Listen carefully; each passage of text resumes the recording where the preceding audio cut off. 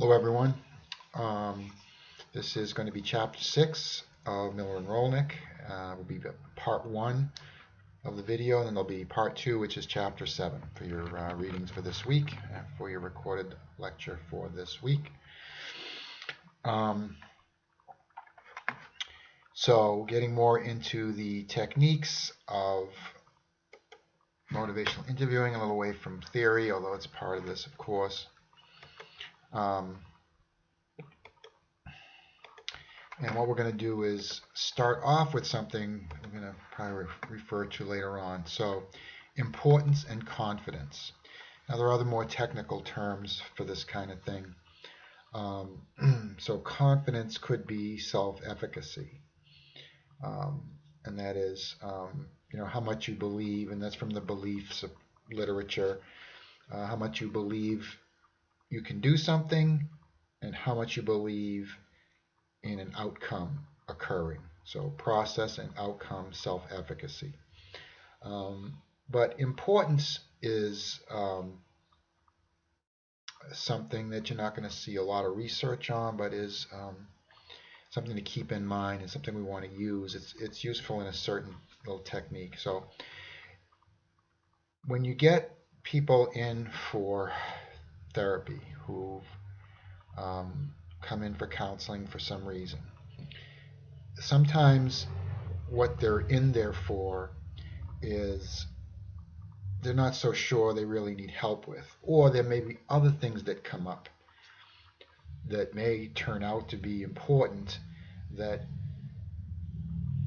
you're going to want to look at with the client in terms of how much should we address this. So, and Florence Family Support Center, I mean, some of this stuff applies even to just people's problems or their approach to problems, their willingness to do certain things. So anyway, so one important thing you can ask is how important you would say it is for you to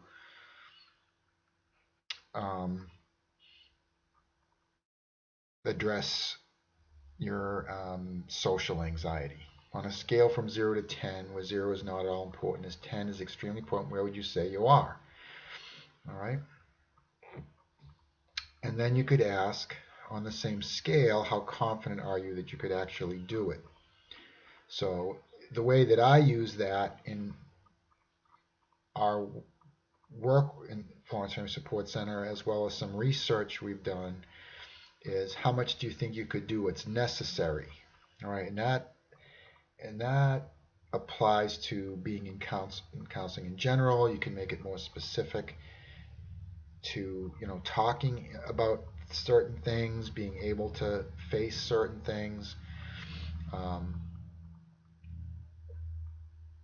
a lot of people will think, well, I'm sure the therapy would work, but I can't really do it. I can't sit here and talk about stuff. Or maybe they may think I could talk about stuff all day long, but it's not going to work. So I'm imposing an outcome and process definition or label on these things, on the two types of confidence. Okay.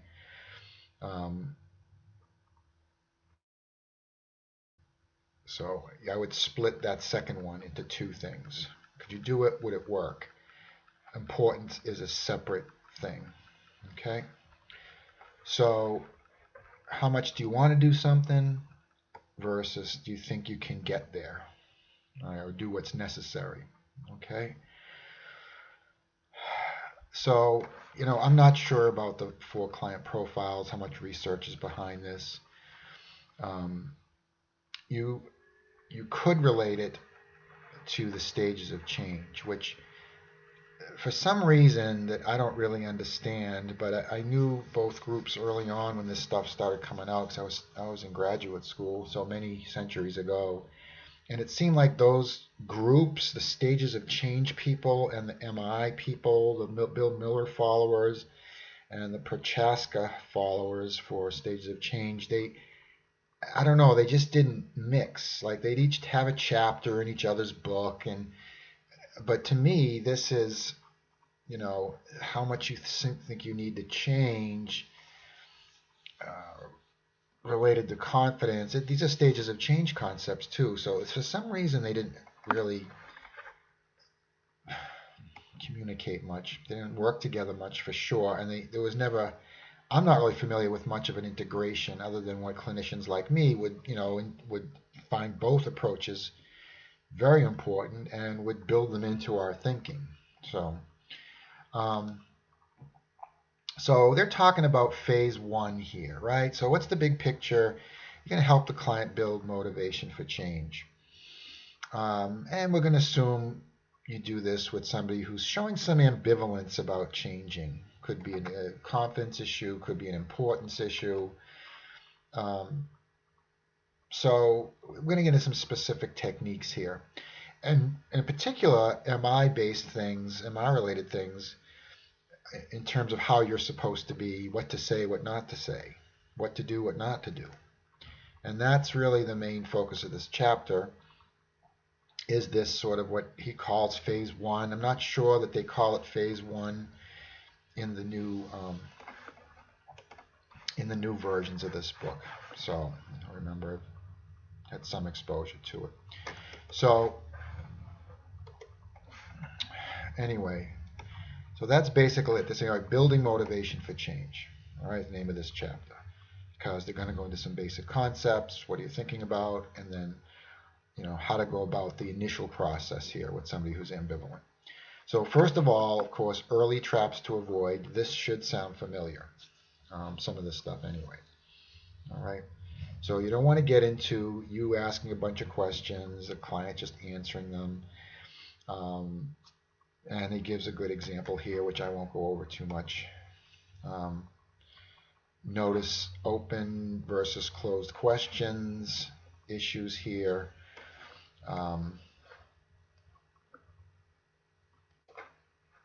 All right, so you really don't want to lapse into that, especially early on in your interactions with a client.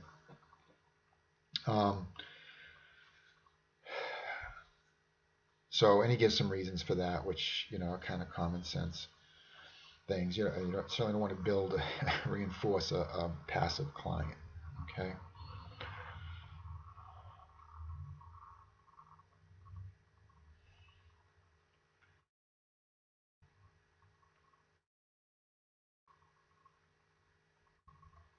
And it says as a general guideline, avoid asking 3 questions in a row. So what are you doing instead of asking questions is using reflective listening. Now, trap of taking sides is very important, because the client who may come in ambivalent about a problem, say drinking, could be their anger, their temper, could be they're having, wife wants to divorce them or husband wants to divorce them, and they've got some anger thing going on and they're not really acknowledging it, blaming everybody else. So they're getting a lot of people who've told them things. You never want to say anything that someone in their life has probably already said. All right, like you're drinking too much, or you really need help, or you don't take any responsibility for your problems, or you don't talk enough, just all stuff like that. So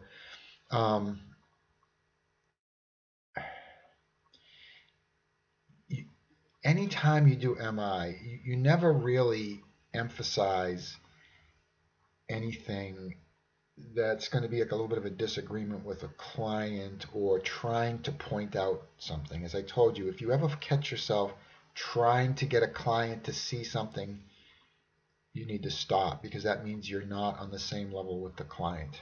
There's a rupture in the therapeutic alliance.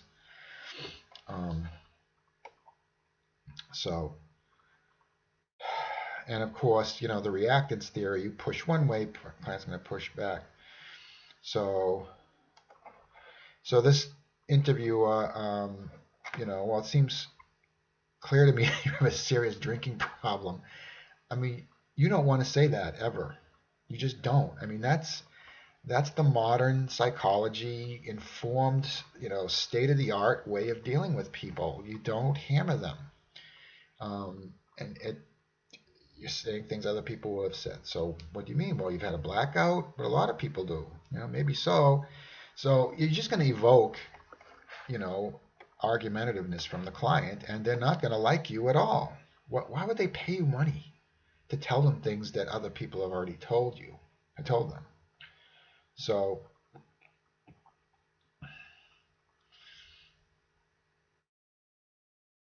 anyway, so this is a little better example, a little bit more,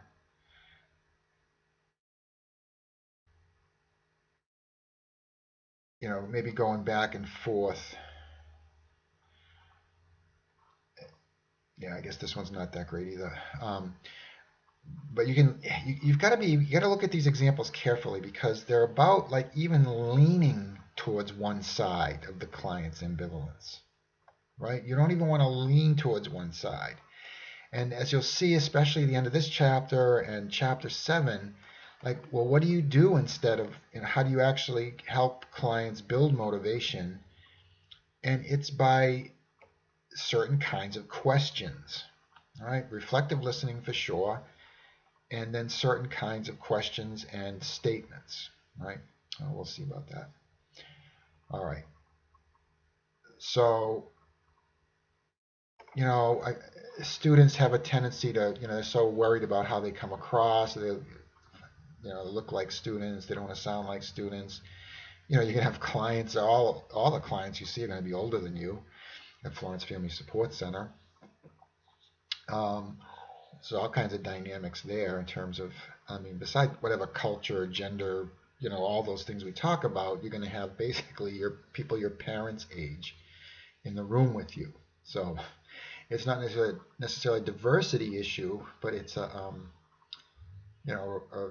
transference issue. So just a lot of that is not giving advice, okay? And you want to really do things that make it clear that you do this collaborative. You don't just tell them things. You don't do things or say, well, this is what we're going to do then. You treat the client more like a partner, right? So now I like the labeling thing. It's a little difficult when you're trying to get paid for something because a number has to go on that sheet that you send to the insurance company, a number from the DSM-5. So there's got to be a label at some point, but you don't want to get trapped into that with clients. You can see a lot of this stuff comes from the alcohol literature, but it really applies to it can apply to a lot of different things, a huge variety of things. So don't get into those battles with clients. You say, well, I don't, doesn't matter to me what you're being called, what you want to call yourself. The issue is, do you have a problem now that you need help with? Might need some professional help with. And it sounds like you don't think so. So a combination of reflective listening and that. But another good example of how to talk to the client about that. Premature focus trap is interesting because especially sometimes there's certain errors that senior staff, people have been around a long time, they figure, well, I know what the person's problem is after 15 minutes, and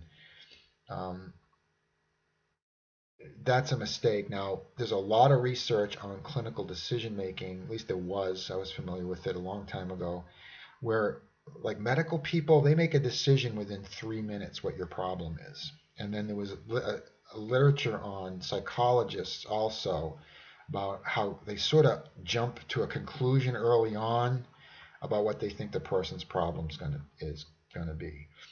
So you definitely want to avoid that. And in addition, you don't want to be focusing on anything that the client doesn't want to focus on. Right? So that's the main way you avoid this problem is you don't start going off and keep asking questions about something that the client is not that interested in, even though it's something that you may want to go back to in terms of some of the MI material, MI approaches. Okay? But that's a discussion we have with a client. Like anything, you talk to the client about, it sounds like there's some things that might be important or might not be, but there's some other things going on that you don't want to talk about, right? That seem like it's something that you find unpleasant to talk about. Okay, then I'd say, yeah, I don't want to talk about those things. We can talk about how you handle that, but basically, you're basically dealing with a patient who's in the earlier stages of change, and you go into your MI mode and your stages of change mindset, which is you can only do a little bit, probably only do a little bit of education with them about, like, well, I just read this about alcoholism or drug use or, anger problems or, PTSD, hypervigilance symptoms. All my work was not on whether PTSD was a problem or not. It was whether a lot of the symptoms were problems for the client. The client would see a lot of the symptoms as actually very functional. But we call them symptoms, but they're actually quite functional when you've been in combat, or they're actually functional in combat. Not getting close to people, getting angry, emotional numb, all these things that we call symptoms to the clients are not symptoms. So that's mainly what I did this work on with veterans, was not like whether they had PTSD or not, it's whether they had these other symptoms were actually things that needed to be changed. All right.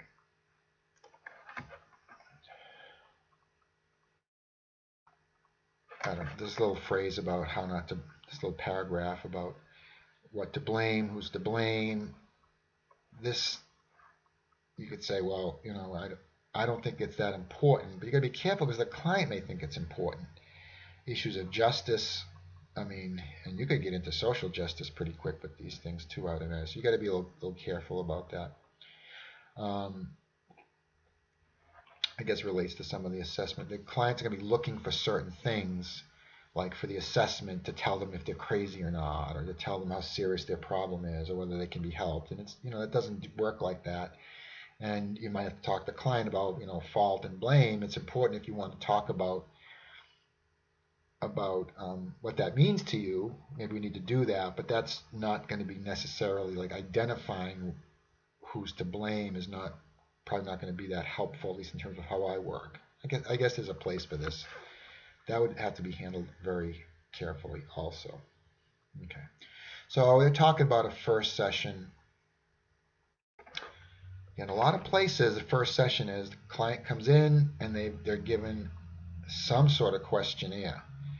And you still have to, when you're in those settings, you have to bring this mindset in. You got to be careful how long the questionnaire is. That should be that should be a second or third session, really. Some of the questionnaire stuff. A session's only 50 minutes, so. And we just had a client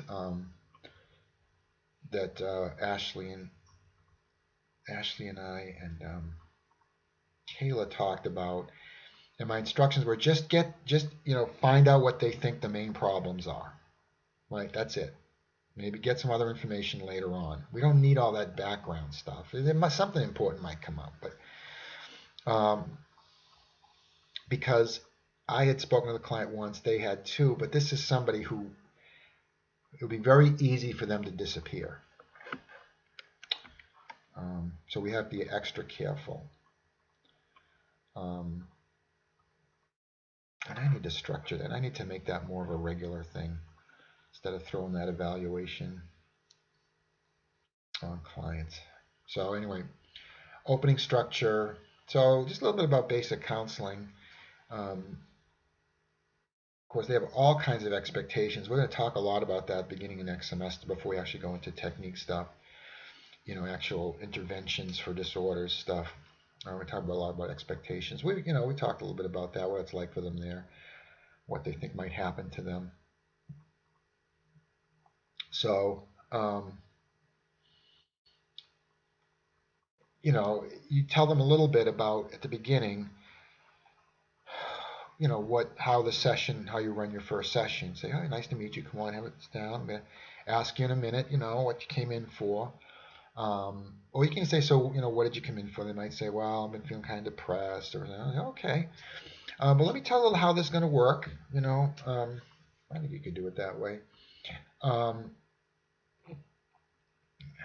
You don't want to hit them right away with a bunch of things, but this, basically, sort of tell them how the structure of the session is going to go, make them feel a lot more comfortable, understand what's going to happen. We've got about 50 minutes. I just want to, tell you a little bit how I operate. Tell you what how I work with clients and sort of my expectations of what a client's role is. It might mention things about bills or setting up appointments, phone contact, emergency phone contact. And so, Gabby, you might be able to talk about this in terms of all the things that Brittany and Kristen had to deal with in terms of, setting out the guidelines for their group. There's lots of little details. So, and then, what's your first statement? So there's an example there. So what's on your mind? I don't like that. Got some other ways to do that from a different therapy approach I'm going to tell you a little bit about. Okay, agenda setting.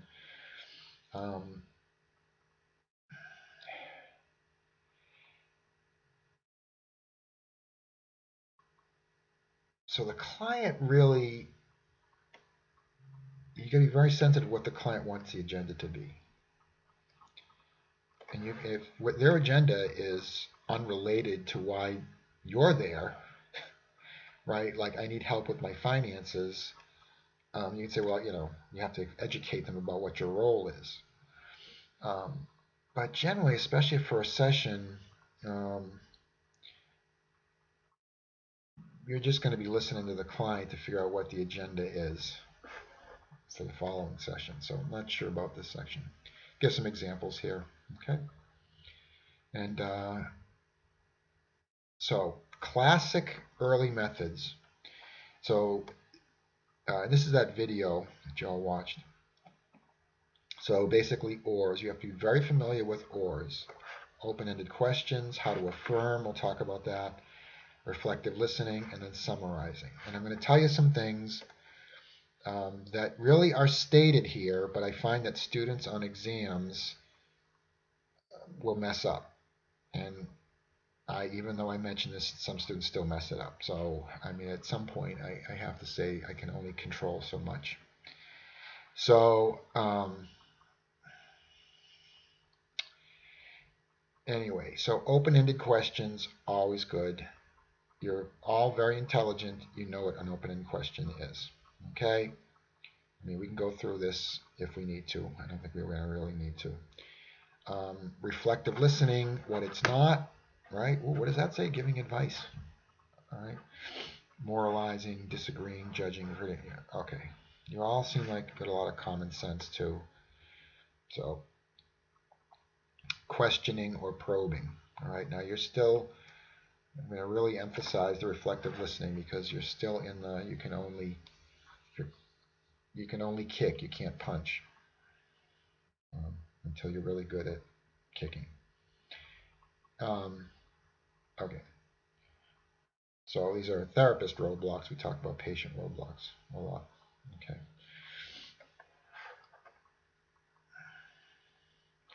So they give some specific examples about what these things are. In reality, I don't really think you need them myself, but I don't think we need to go over them in detail. I'll let you read that. You have read it. All right, some critical reflective listening now. We're going to get into some technique-y stuff. Okay? Some real nuts and bolts stuff.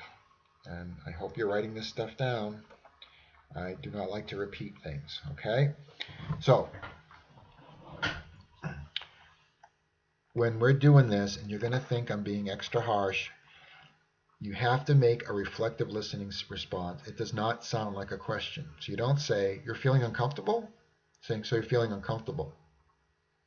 That's what you, right? So it's got to be a statement. You're angry with your mother? You're angry with, and I will correct you on that. Okay? Start doing a little more role play.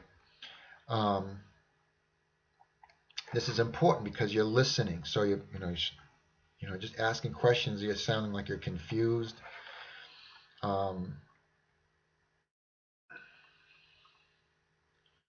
There are statements of understanding. So what you're saying is this. Now, you don't have to be perfectly correct. The client will correct you. But that's even part of the process a little bit. They usually expand on it, but they might correct you a little bit too. As long as you're not doing some, completely irrational statement based on what they said. So, all right. So the person says, "I wish I was more sociable." You could say, "Well, it sounds like you feel lonely and you'd like to have more friends." Um, Sounds like you get anxious around people that you don't know. All right. Um, You'd like to be popular. It's not much of reflective listening. You could say you feel badly. You feel like you're not like higher social standing is more important to you. Like, I can't think of anything to say. You get really flustered and anxious when you're around other people. You're afraid you're going to say the wrong thing. Notice I keep trying to throw emotion words in there. All right. All right. Wish I'm more sociable. So people don't invite you to their parties. You're not going to say that. All right. So it sounds like you're afraid there's something about you that makes people not want to be around you. Okay? So this is a great example here. So, this is not so much high-end reflective listening in terms of like an emotion and a deep meaning. Um,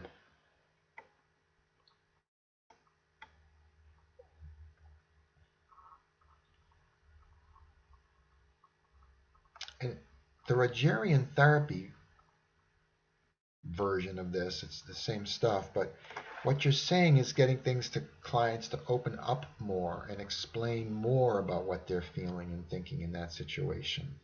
And then the more you reflect, the deeper they get in terms of where it comes from, what they're actually afraid of, how much it relates to how they feel about themselves, humanistic concepts. That's Rogerian therapy, is you're getting people to open up more to you and to themselves in a sense. Okay? And you may say things that they hadn't realized before without actually interpreting it, right? Freudian therapists would interpret, clients say, "Oh yeah, I didn't realize that, I have these feelings about my mother." What was that example? Was that misreading? Oh, I just saw an interview on TV with somebody. He said he really hated his uncle. His uncle was a smoker, and he was getting like Freudian therapy, and I guess he was smoking really bad, smoking a lot. And the therapist said, or somehow brought up, how angry he was at the uncle, which he had never really experienced, right? Classic Freudian stuff. And then once he realized he was carrying around, he called it guilt, and I forget why it was guilt, maybe guilty for being angry, which would be the thing, that I guess he stopped smoking. No, I'm not sure I'm buying that, but yeah, that's funny. I was just watching an interview an actor I like. They were interviewing him, and I just felt like watching it. His childhood was amazing.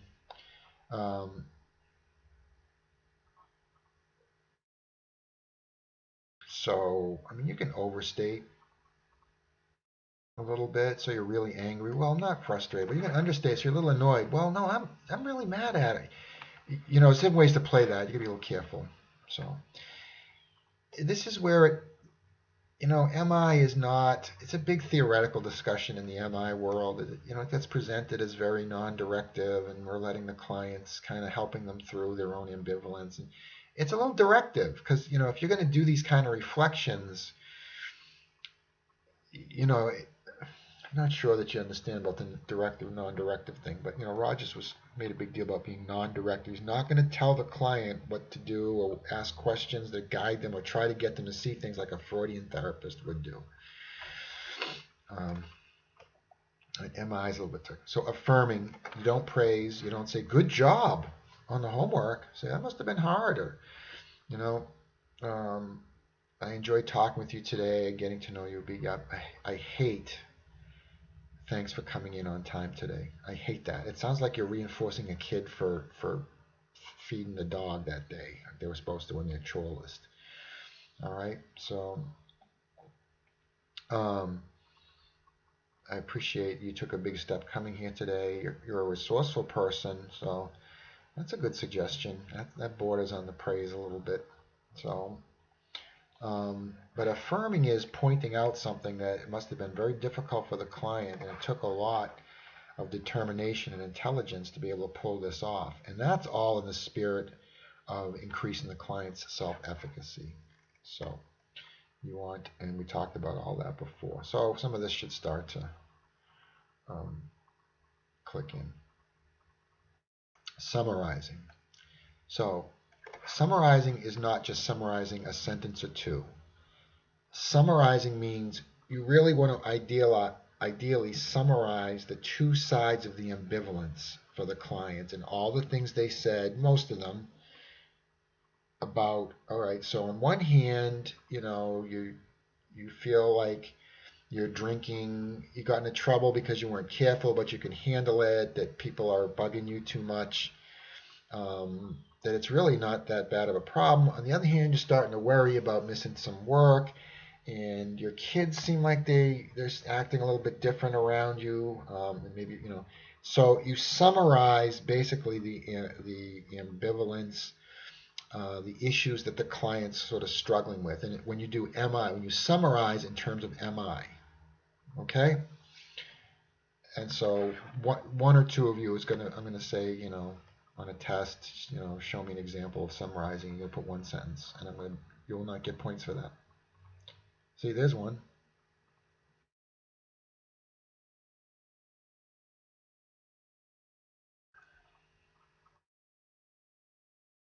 Right, so there's one up there. There's a longer one they call a transitional summary. So ORs. Now, eliciting change talk. So chapter 7, if I was you, I would keep this in my mind. Chapter 6 ends with how do you get change talk? How do you get them started on change talk, right? Building, this is, remember, building motivations. How do you get them starting change talk?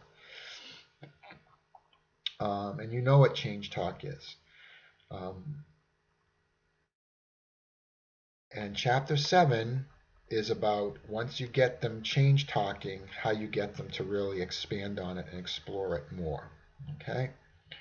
So here is where, again, MI is not really just pure Rogerian, reflective empathy kinds of things. So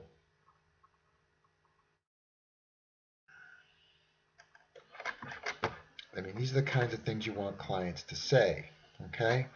You want them to start to say things that show that there's some disadvantage to the way things are. All right? You want them to start to say things that show there might be some advantages to change. You want to get them to talk about sort of their attitudes towards change, increasing self-confidence, increasing importance is another way to put it. I don't know why he didn't specifically say that here. All right, so now he uses self-efficacy. I think I could probably do it if I needed to. You know, all these things. All right, so different types of change talk. I expect you to know these, what change talk looks like. All right, so how do you get change talk started? All right. So if a client says, you say, now tell me 1 to 10, how important is drinking less to you? All right, so for you, how much is reducing, how important is it? You might say, well, it's about a 4. So what you say is, and this can be a little tricky, you got to keep this straight in your head. Why is it a 4 and not a 2? Right? So think about that. So why is it a 4 and not a 2? In other words, you want them to talk about why it's more important than 0 importance, right, is one way to frame it. But why is it a little bit important to them as opposed to not at all important, all right?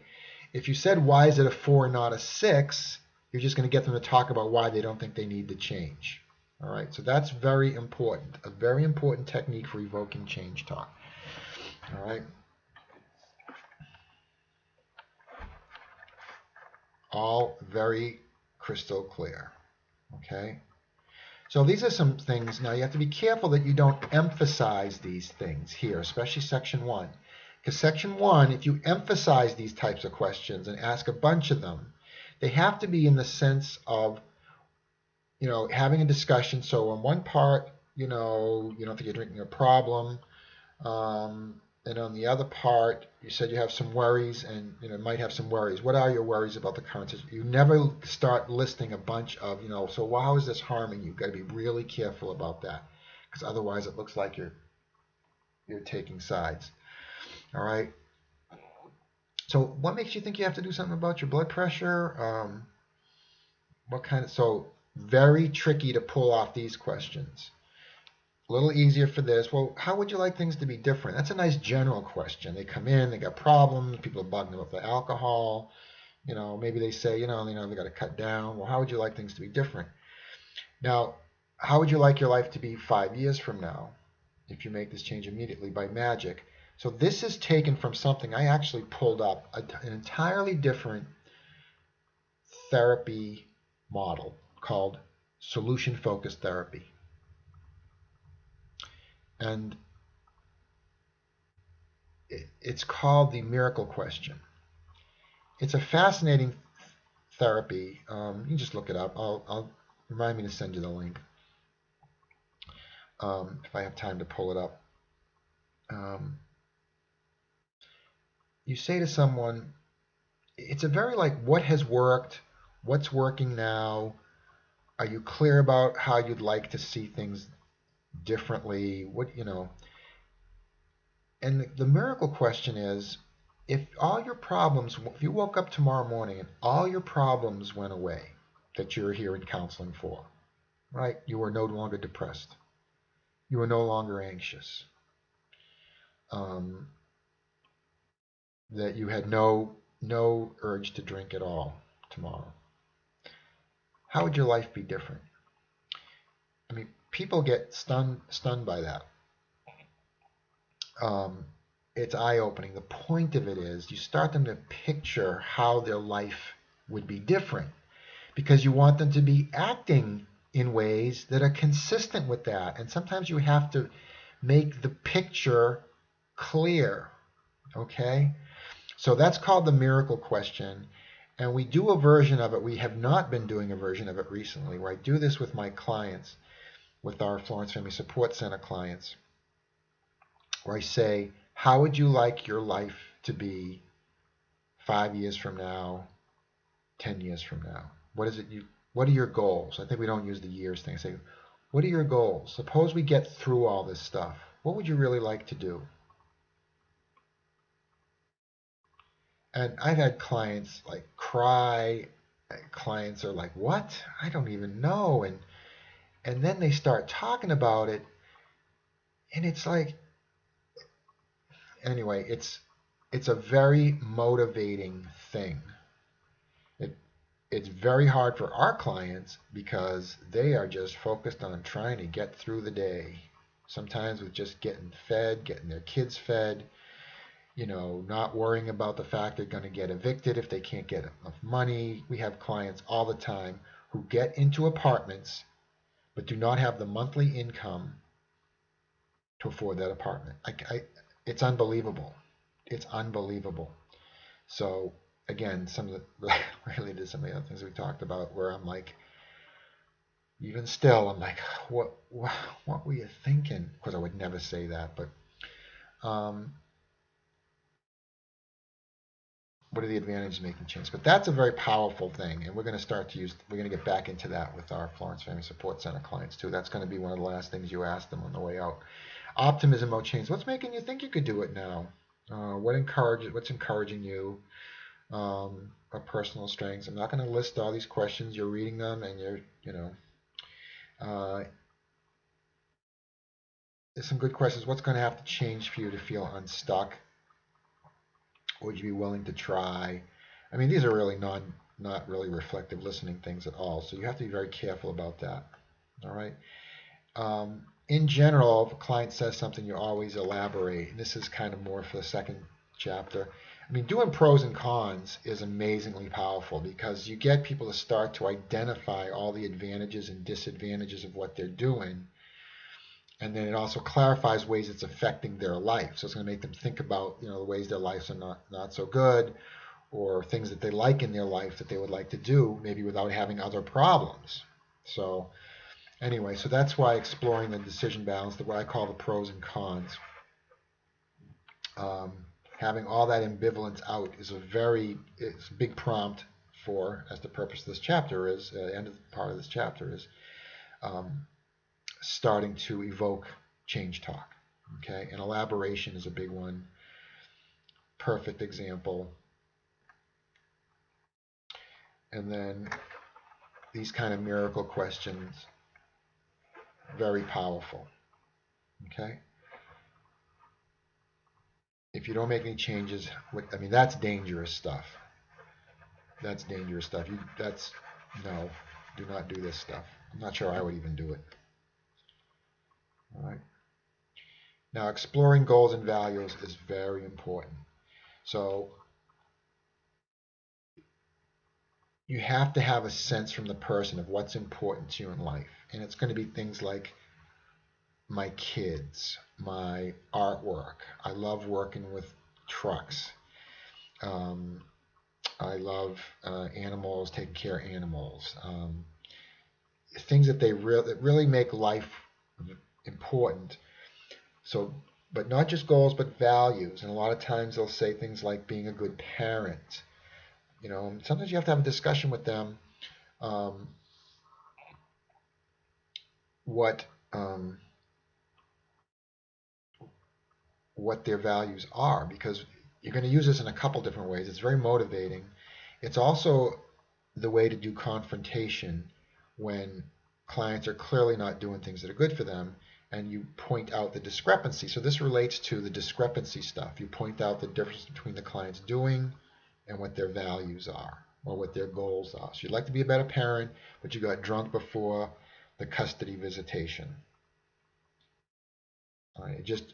You would not do that. You would do that in a very just like you're a little confused, what I call the Columbo method, but none of you ever seen a Columbo episode. So, I'm gonna start watching TV more, I guess, or watching Netflix more, apparently. So that's it. I'm just gonna pull up quickly.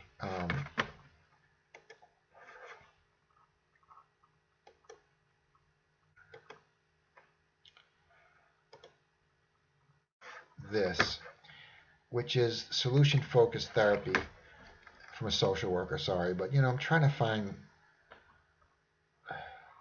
basic summaries of things.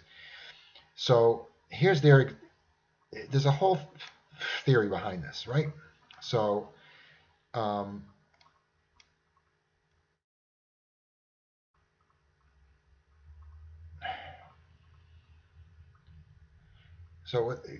problems only exist in the context of better.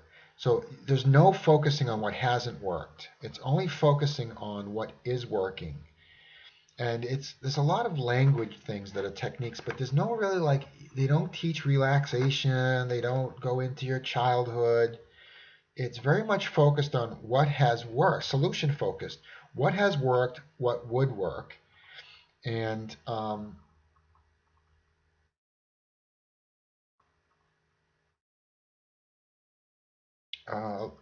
those kinds of things. So a skill set anyway.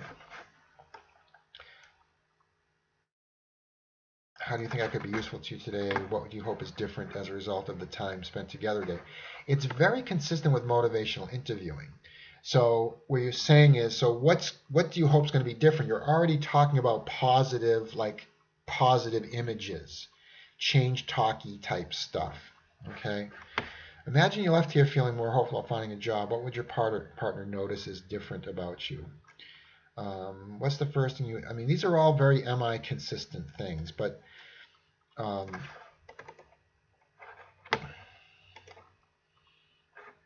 anyway, so who did I get this from? I mean, I'm just pulling stuff off SlideShare because so this is Denise Krauss. I think this is Denise Krauss's thing anyway.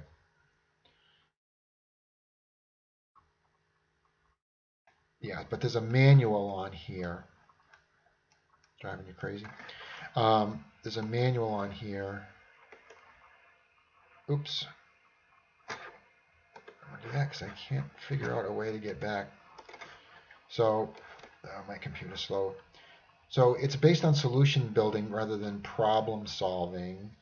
It's, clients are increased to encourage the frequency of current useful behavior. So you say something like, well, when were there times where you weren't drinking, when you were feeling healthy all the time? So that's a big part of this. It's a little hard to follow sometimes because there's no really underlying philosophy. My computer's being slow. But they make a big deal about the miracle question as being very motivational. Because I'm supposed to do that. Anyway. Yeah, my computer's just being slow. So anyway, there's a whole thing here that relates to engaging clients in a way that they start to think about and talk about change more. And this is it's called solution-focused brief therapy. This is, part of the efforts in the 80s where, you're not going to be in Freudian therapy for like Woody Allen like your whole life. You know what I mean? Where people are in for years.